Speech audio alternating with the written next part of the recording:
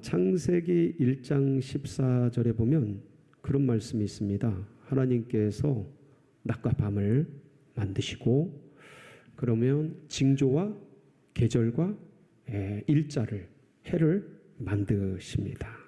뭐를 만드셨다고요? 계절을 만드십니다. 그래서 봄, 여름, 가을, 겨울로 변화되는 계절의 변화를 주님께서 창조하셨습니다.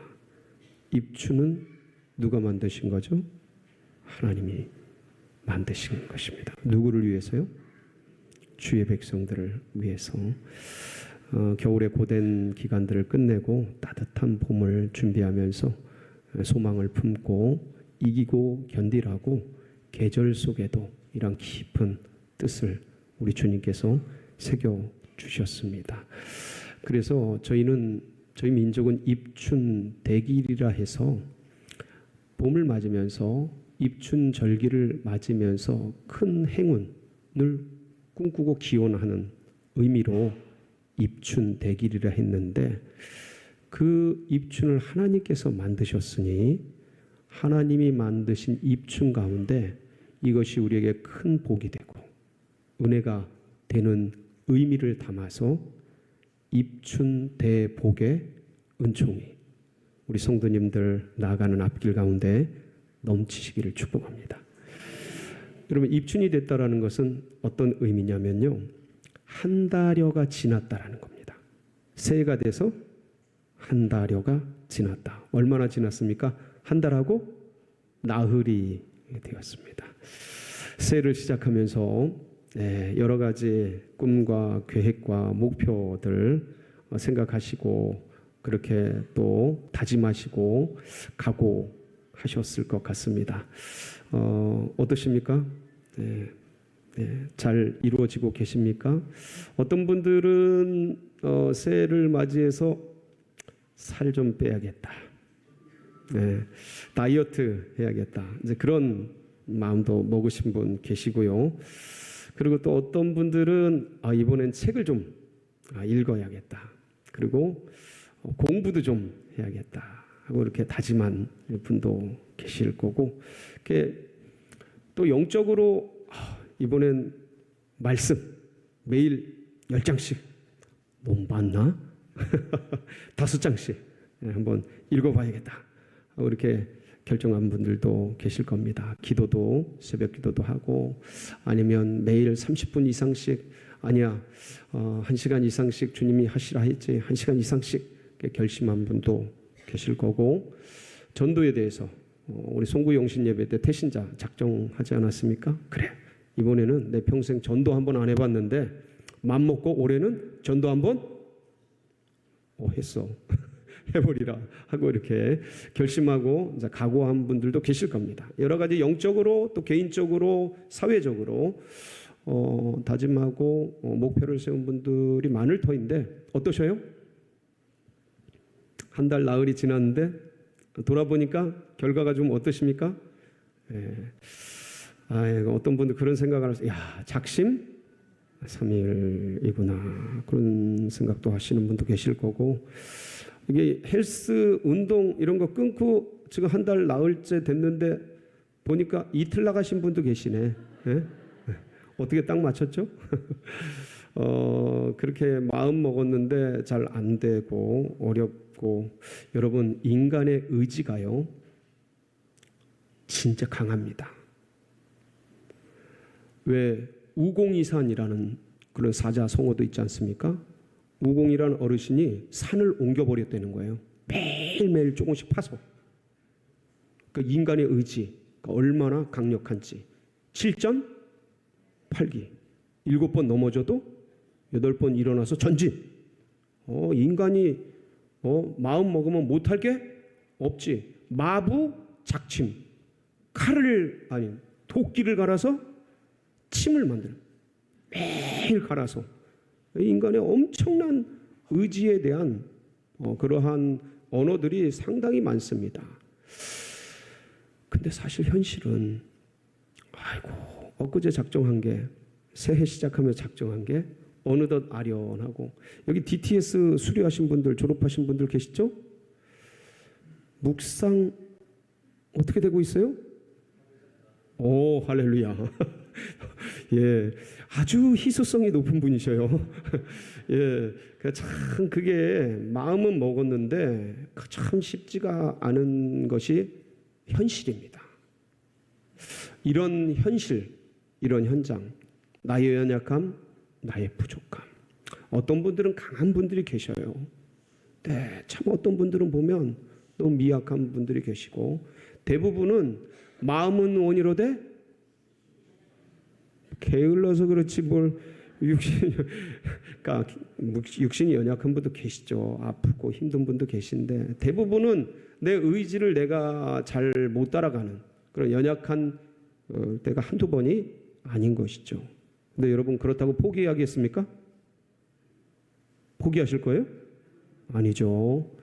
저는 그런 분들에게 또 우리 모두에게 오늘의 말씀이 위로가 되고 소망이 되고 힘이 되고 능력이 되고 다시 예수 그리스도를 붙들고 새 출발할 수 있는 그런 믿음의 은혜의 소망의 말씀 되시기를 축복합니다. 오늘 말씀의 배경은 어떤 겁니까? 읽어보시면 알겠죠. 우리가 봉독을 했으니까 성만찬, 최후의 만찬 자리입니다.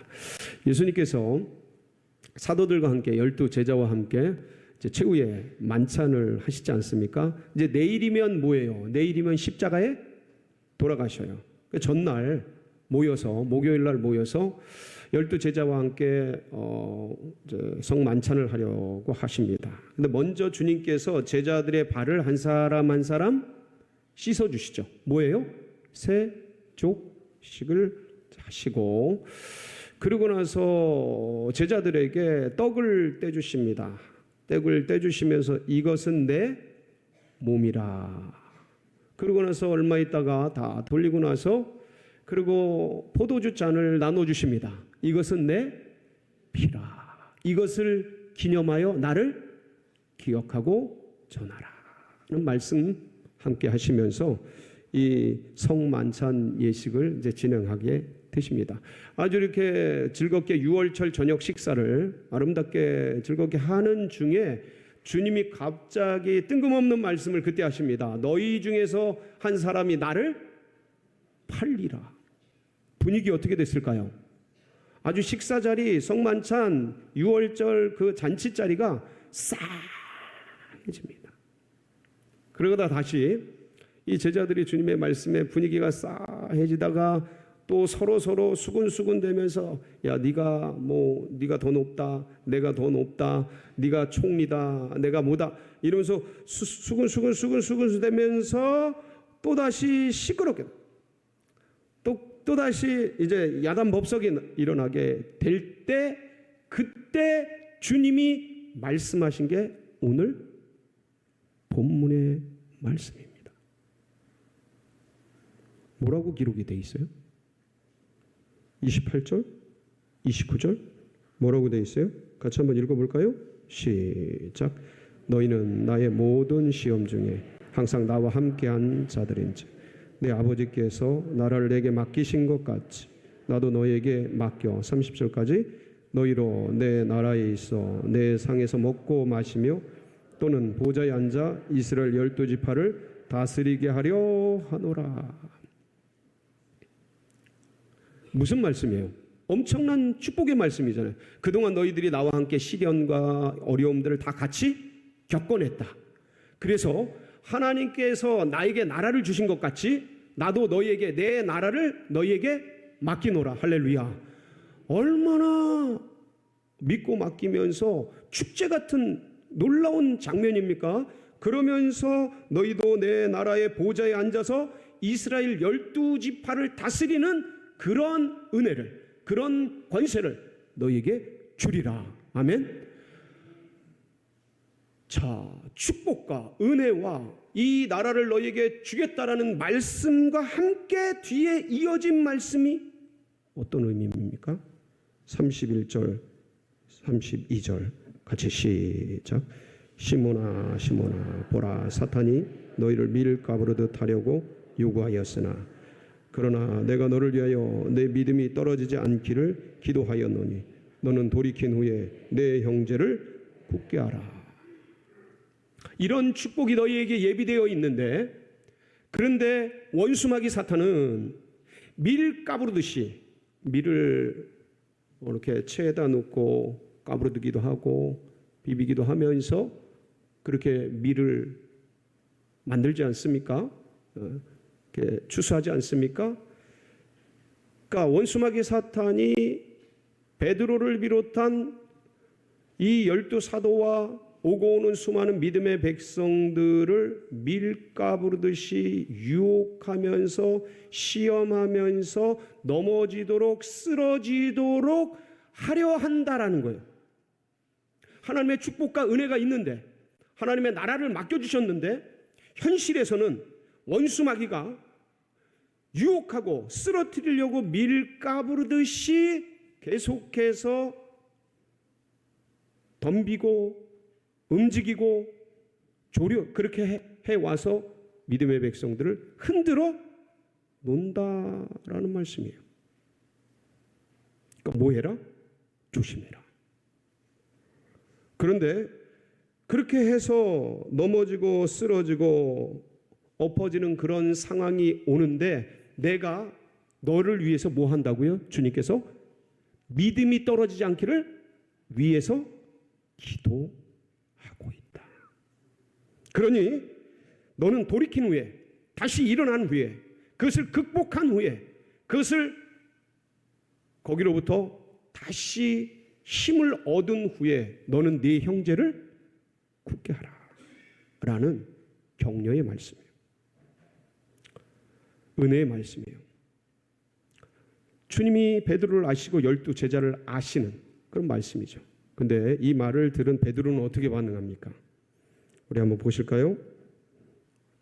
32절이죠. 33절 같이 한번 봅니다. 시작. 그가 말하되 주여 내가 주와 함께 오게도 죽는 데도 가기를 각오하였나이다. 뭐라고요? 주여 내가 주님과 함께 오게도 가고 죽는 데도 가기를 각오하였습니다. 결심하여서 주님 무슨 소리입니까? 어떤 원수마귀가 저를 넘어뜨릴 수 있습니까? 저는 죽어도 주님을 따르겠습니다.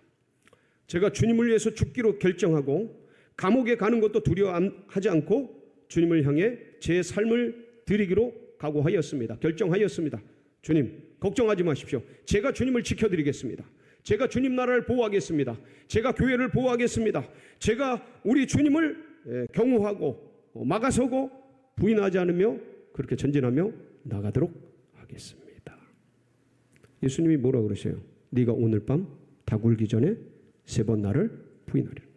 근데 누가복음 22장에는 다 기록이 안 됐는데요. 병행 본문들 마태복음, 마가복음을 보면요, 내가 절대 주님을 부인하지 않겠습니다 라고 할 때, 그러면서 베드로가 주님을 향해 제가 진짜 죽기를 각오하고 주님을 따르겠습니다, 이런 말씀들을 부가적으로 하는 것들을 볼 수가 있습니다. 이렇게 하고 나서 성만찬 예식이 끝나고 겟세마네로 이동하게 됩니다. 겟세마네로 이동해서 주님이 기도하고 계시죠. 3번 기도하신 후에 그때 가룟 유다가 이미 은 30에 예수님을 팔고, 그리고 대제사장 무리들이 보낸 군인들과 함께 그렇게 예수님께로 오게 되지요. 이미 가룟 유다는 그 군인들 무리와 함께 군호를 짜죠. 내가 유대인은 인사를 얼굴에 볼에 이제 뽀뽀를 하죠. 키스를 합니다. 내가 뽀뽀하는 그 사람이 예수다. 그러니까 잡아라. 이 군호를 짜고 찾아오게 됩니다. 그리고 예수님께 인사를 드리죠. 얼굴에 입을 맞추죠. 그리고 이제 옆에 있는 군인들이 이 예수를 잡으려고 할 때 누가 나섭니까? 베드로가 칼을 빼서 확, 그래서 말고의 귀가 잘라지게 됩니다. 그때 붙여주시고, 그러면서 지금 막 중과 부적으로 밀려오는 군인들, 그리고 예수님과 제자들은 달랑 12명밖에 안 되는 이 중과 부적의 싸움에서 분위기를 읽고 이 제자들이 다 어떻게 됩니까? 도망갑니다. 도망가고, 그때 심지어 제자들 중에는 혼이불을 입은 사람이 있었습니다. 속에 옷을 입지 않고 혼이불로 옷을 가리고 있는 사람이 있었는데 혼이불을 벗겨두고 발가벗은 채 도망을 하는 그런 사람도 있었습니다. 사실은 예수님을 절대 부인하지 않겠습니다. 제가 죽음을 각오하고 제가 부인하지 않겠습니다. 이렇게 말했던 사람은 베드로뿐만이 아니라 제자들 모두가 그랬습니다. 다 도망을 간 거예요. 베드로가 도망을 가다가 생각해 보니까 자기가 얘기한 것도 있고 자기 동생들 앞에서 이제 베드로가 사실 어른이거든요. 동생들 앞에서 선포한 것도 있고 선임이기도 하고 야 이거 참 가다가 생각하니까 예수님을 그렇게 두고 온 게 양심에 찔리기도 하고 너무 마음에 불편하기도 하고 그래서 예수님이 끌려가신 대제사장 집으로 따라갑니다. 따라가서 그 뜰 안으로 들어가게 돼요. 예수님이 신문당하고 있는 대제사장 뜰 안으로 들어가게 되죠. 그 윗뜰에서 불을 아침 일찍이라 이른 아침이라 추워서 불을 피워놨는데 거기서 이제 베드로가 불을 쬐면서 예수님이 신문당하는 모습을 멀리서 지켜보게 됩니다. 여차하면 어떻게 할 생각이었겠죠. 근데 그때 그 옆에 있는 여종이 베드로를 보고 뭐라 그래요? 너도 갈릴리 예수의 사람이다 라고 사람들이 보는 앞에서 주목시키는 거예요. 베드로가 깜짝 놀라죠. 그러면서 본능적으로 나오는 게 뭐예요? 무슨 소리냐? 나는 아니다 라고 부인을 하면서 아랫뜰로 내려가게 되죠.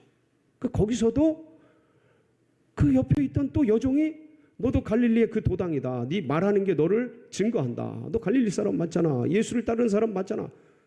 무슨 말이냐? 거기서 부인하면서 맹세하면서 모른다고 그렇게 소리를 지릅니다.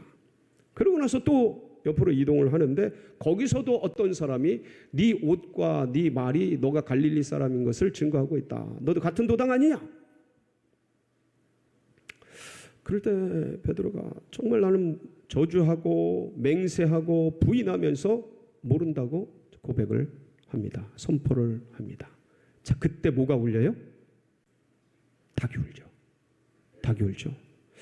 그래서 이 말씀을 여러분은 마태복음 26장 말씀을 통해서 볼 수가 있습니다. 69절로 75절 말씀인데 한번 이 상황을 말씀을 통해서 면밀하게 한번 살펴보도록 하겠습니다. 시작. 베드로가 바깥 뜰에 앉았더니 한 여종이 나와 이르되 너도 갈릴리 사람 예수와 함께 있었도다 하거늘 베드로가 모든 사람 앞에서 부인하여 이르되 나는 네가 무슨 말을 하는지 알지 못하겠노라 하며 아문까지 나아가니 다른 여종이 그를 보고 거기 있는 사람들에게 말하되 이 사람이 나사렛 예수와 함께 있었도다 하며 베드로가 맹세하고 또 부인하여 이르되 나는 그 사람을 알지 못하노라 하더라. 조금 후에 곁에 섰던 사람들이 나와 베드로에게 이르되 너도 진실로 그 도당이라 내 목소리가 너를 본다 하거늘 그가 저주하며 맹세하여 이르되 나는 그 사람을 알지 못하노라 하니 곧 닭이 울더라. 이에 베드로가 예수와 말씀에 닭 울기 전에 네가 3번 나를 부인하리라 하심이 생각나서 밖에 나가서 심히 통곡하니라. 막 부인하고 저주하고 맹세했는데 닭이 우는 거예요. 닭이 우는 소리를 들으면서 베드로는 뭘 생각했어요? 오늘 밤 닭 울기 전에 네가 3번 나를 부인하리라 라는 주님의 말씀이 생각이 났어요. 여러분 그렇게 밖에 나가서 주님의 말씀이 생각이 통곡을 합니다. 슬피 울어요. 이 통곡을 하는 베드로의 마음에는 아마 이 두 가지 감정이 교차했을 겁니다. 하나는 어떤 거냐면 내가 이렇게 연약하단 말인가? 내가 이렇게 아무것도 없단 말인가? 내가 목숨을 걸고 주님을 지키기로 했는데 야, 이것을 지키지 못하는 이토록 미약하고 졸렬하고 연약한 인간이란 말인가? 어떤 그런 자괴감 같은 게 마음속에서 일어났겠죠. 내가 그렇게 결심하고 사람들 앞에서 선포하고 결정하고 했는데 막상 현실이 되니까, 막상 일이 터지니까 그 앞에서는 아무것도 못하는 자신의 무능력함, 자신의 아무것도 할 수 없는 미약함, 주를 위해 목숨을 걸고 다 한다고 했는데 하지 못하고 있는 자신의 졸렬함을 보면서 굉장히 좌절하고 슬퍼하고 낭망하지 않았겠습니까? 왜 우리들도 이번 새해 주님을 위해서 제가 이거 하겠습니다. 제가 영혼을 위해서 이거 하겠습니다. 저거 하겠습니다.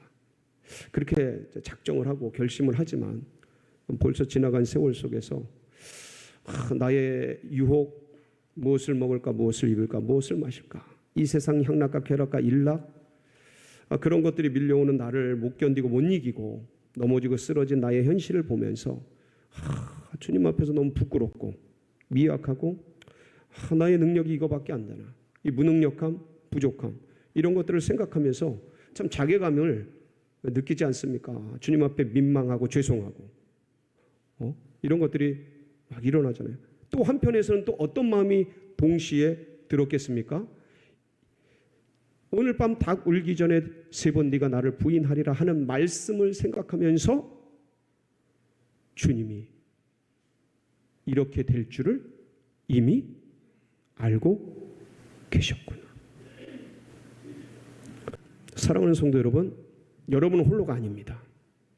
주님이 여러분을 위해서 기도하고 계셔요. 지금 한 달 나흘 동안 넘어지고 쓰러진 분들 많이 계시죠? 여러분, 주님이 그거 아십니다. 우리의 현실을 아십니다. 다시 일어나세요. 다시 출발하세요. 포기하지 마세요.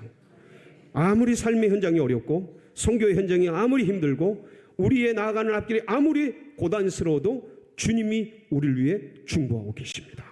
그걸 붙들고 이 한 주간도 승리하는 복된 역사 있으시기를 주의 이름으로 축복합니다.